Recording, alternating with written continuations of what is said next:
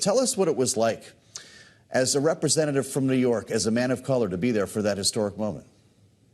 Listen, thank you for having me. And you're right, I'm just landing back in New York, but it was well worth it. It was a fantastic 4 days, every day. You know, some was saying that the problem that we as Democrats was going to have, how are we going to top the next day? And to feel a part of history, the camera of history was rolling. To watch the first African-American and Asian member to be nominated as the Democratic nominee to be the 47th president of the United States was just historic. And I can't tell you, I was just overjoyed with every second of it. So it was well worth being a little tired today, but I'll be back to work tomorrow to make sure that she gets now elected. We've got a lot of work to do, as indicated by just about every speaker. We're not taking this for granted.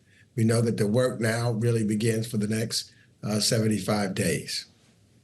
Well, I'll tell you what, we heard a lot from Kamala Harris last evening. She actually got into prime time, which I know is a bit of a task for Democrats this week. It wasn't just the reintroduction, as a lot of folks called it, the biographical message, but she did tackle some important issues, including Israel. And I bring this one up, Congressman, because I know it's close to you, along with a lot of protesters who did not materialize, as many expected last week or this week in Chicago. Let's listen to what Kamala Harris said about the administration's and her campaign's policy on Israel last night.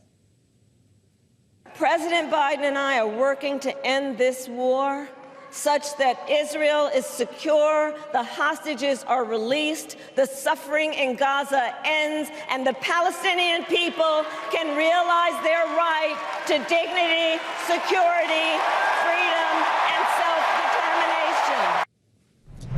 Congressman Meeks, as you know, a lot of people are trying to find sunlight between Kamala Harris and Joe Biden on this issue. Are they together in that the Harris campaign's goal here would be a two-state solution? Yeah, they are together.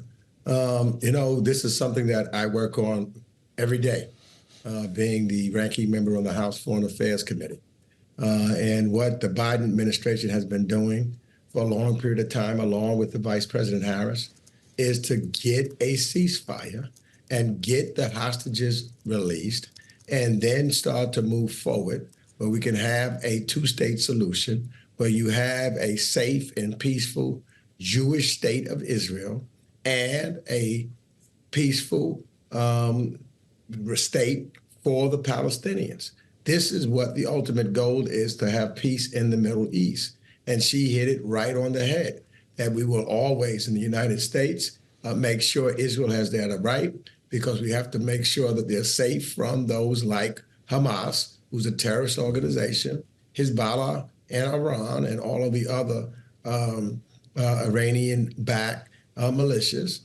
So we're going to continue to make sure Israel has what it needs to defend itself.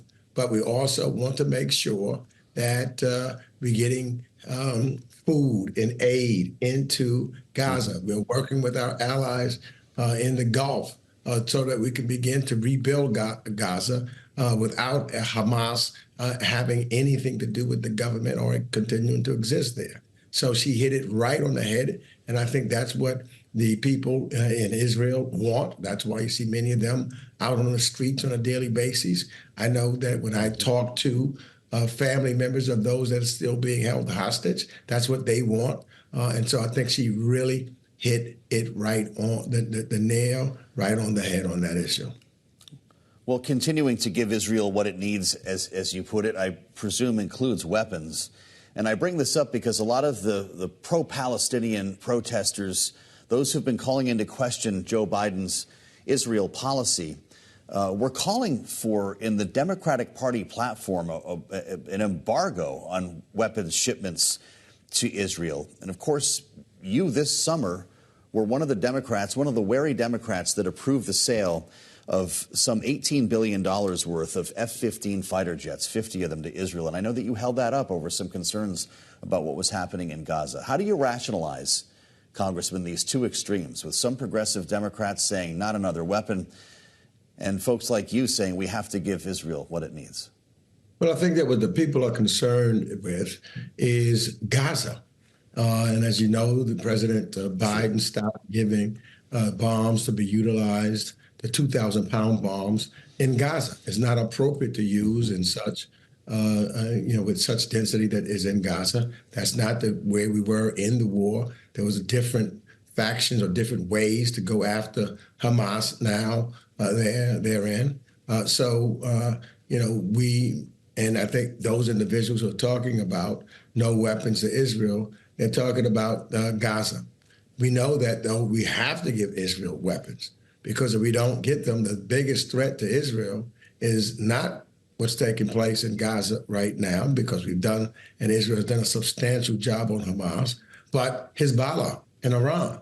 And if we do not give them what they need there, then they are subject to all of the great threat that Iran and Hezbollah propose to the state of Israel. One of the things that they have stated continually, that Israel does not have the right to exist. The only thing that Hamas has in common with Iran and Hezbollah is that they don't believe that Israel has the right to exist. So therefore, the United States will solidly stand behind our strong ally, Israel, and its democracy. And that's why I also have had great hope from talking to other countries in the area, like Jordan, like Saudi Arabia, like the UAE.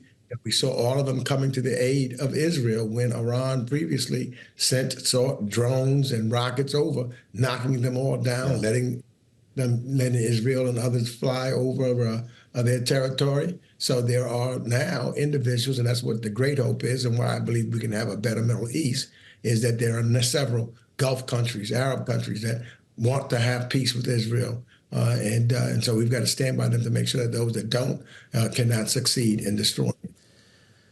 Well, Vice President Harris talked about the economy as well last evening, among the other issues that are, of course, driving the conversation in this campaign.